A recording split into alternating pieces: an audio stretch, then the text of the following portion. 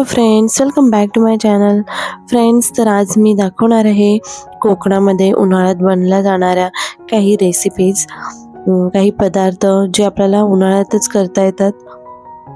तर फ्रेंड्स, मी आलेले आहे माझ्या माहेरी कोकणात. तर आज मी दाखवणार आहे इथे पहिली रेसिपी जी तुम्ही बघताय ती आहे कोकम रस, कोकम ज्यूस, कोकम सरबत असंही म्हणतात. तर हे आहेत कोकमच्या बिया, ज्यांचा बराच यूज होतो. अशाच खाल्ल्याही जातात किंवा आमटी केली जाते, असा बराच उपयोग होतो. तर फ्रेंड्स, इथे मी कोकमचे जे आहेत बिया काढून 4-5 भाग करून घेतलेले आहेत आणि काचेची बरणी लागणार आहे. त्याचबरोबर आपल्याला लागणार आहे साखर. फक्त आपल्याला 3 इन्ग्रेडियंट्स लागणार आहेत या रेसिपीसाठी. तर मी ते फर्स्ट लेयर जे आहे, पहिली लेयर जे आहे ते कोकम टाकून घेणार आहे आणि मी इथे आपली नॉर्मल जी शुगर असते, साखर, तीच यूज केलेली आहे. त्याचबरोबर एक लेयर मी आता साखरेची टाकून घेणार आहे.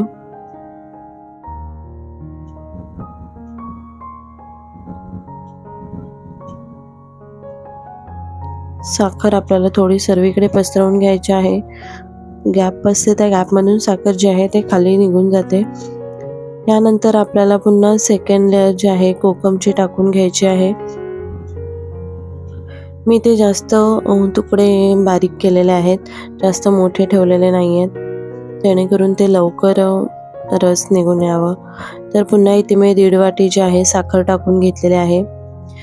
आपले घरचे कोकम जे असतात ते बरेच आंबट असतात, तर त्यासाठी इथे जास्त साखर यूज कराल तर ते बेस्ट आहे, कारण खूप आंबट असतात कोकम.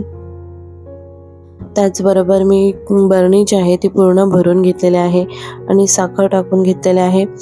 तर आपल्याला आता ही बरणी आहे ते 4-5 दिवस उन्हामध्ये ठेवून द्यायचे आहे आणि मग 4-5 दिवसानंतर आपण पाहूया.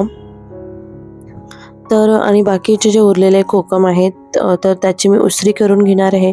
कोकमची उसरीसुद्धा बऱ्याच पद्धतीने करतात.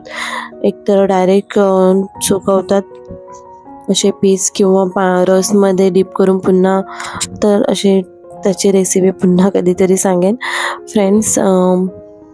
तर इथे बरणी जी आहे ते रेडी झालेले आहे, पाहू शकता. तर अशीच आता मी 4 ते 5 दिवस ठेवून देणार आहे आणि आपण 5 दिवसानंतर पाहणार आहोत. तर इथे काचेची बरणी जी आहे ती कंट्री डिलाईट घीची आहे, तेच यूज केलेले आहे. तर फ्रेंड्स, 5 दिवसानंतर तुम्ही पाहू शकता कोकमचा रस निघालेला आहे आणि कोकमसुद्धा एकदम नरम होऊन खाली गेलेले आहे, तुम्ही पाहू शकता. अशाच पद्धतीने जे रस आहे ते मी काढून घेणार आहे, कोकम सरबत. तर फ्रेंड्स, यामध्ये हे डायरेक्ट पिता नाही आहे, त्यामध्ये हवा असल्यास साखर टाकून घ्यायचं आहे आणि पाणी मिक्स करून आपल्याला हे सरबत जे आहे ते रेडी करून घ्यावं लागतं. तर मी अशाच पद्धतीने 2-4 वेळा सरबत जो आहे तो काढून घेतलेला आहे आणि शेवटी पुन्हा कोकम जे असतात ते पूर्ण स्मूथ आणि सॉफ्ट झालेले असतात, नुसते खायला खूपच छान लागतात. पण जेव्हा तुम्ही सरबत काढून घेता तेव्हा साखर ठेवून पुन्हा आपल्याला ती बरणी आहे ती उन्हात ठेवावी लागते. अशाच पद्धतीने तुम्ही कोकम सरबत स्टोअर करून ठेवू शकता. त्याचबरोबर आता मी सेकंड रेसिपी करणार आहे आंब्याची उसरी, आंबोशी सुद्धा बोलतात. तर इथे मी कच्चे आणि पिके आंबे जे आहेत ते मिक्स घेतलेले आहेत. सॉरी, कारण मग नंतर नुसती जरी उसरी खायची असेल, मला खूप आवडते, त्यामुळे जे गोड आंबे असतात त्याची सुद्धा उसरी खूप छान लागते. तर इथे आम्ही आंबे जे आहेत ते छोटे छोटे बारीक करून घेतलेले आहेत क्यूब्स. त्यामध्ये मीठ टाकलेलं आहे आणि हळद टाकलेलं आहे. मीठ थोडं जास्त प्रमाणात टाकतो, उसरी जी आहे ती खूप टेस्टी लागते. तर फ्रेंड्स, पाहू शकता अशा पद्धतीने मीठ आणि हळद जे आहे ते आपल्याला सर्वीकडे पसरवून घ्यायचे आहे आणि मीठ टाकल्यावर आपल्याला जास्त भांड्यामध्ये ठेवायचं नाही आहे, लगेचच आपल्याला सुकत घालायचं आहे. तर आईने सर्व व्यवस्थित आंब्यांना उसरी जी आहे त्याला मीठ लावून घेतलेलं आहे आणि या बॅगवरती आम्ही कोकम सुकवले होते, तर त्याच बॅगवरती आईने आता आंबे टाकलेले आहेत.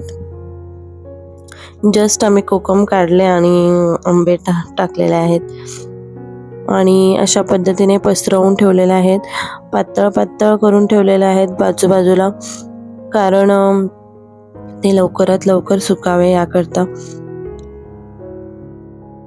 असं पसरवून ठेवलं की लवकर सुकतात.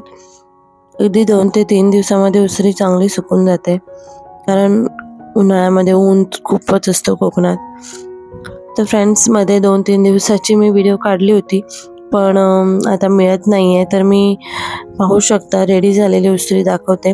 अशा पद्धतीने उसळी जी आहे ती तयार होऊन दिसते. जेव्हा आपण मच्छीसाठी यूज करतो तेव्हा 2 ते 3 तास पाण्यामध्ये भिजवून यूज केली तरी खूप छान टेस्ट येते मच्छीमध्ये. आणि थर्ड रेसिपी आहे थापा. आंबे बॉईल करून असे थापून मीठ मिक्स करून असे थापून घेतले की अशा पद्धतीने सुकून तयार होतो थापा. तुम्ही पाहू शकता, खूप छान आणि यम्मी आणि माझं सर्वात फेवरेट आहे. मला असं मध्ये मध्ये खायला सुद्धा आवडतं आंबोशी आणि थापे. मी नेहमी खात असते रेग्युलर डेजमध्ये पण. खूप आवडतं.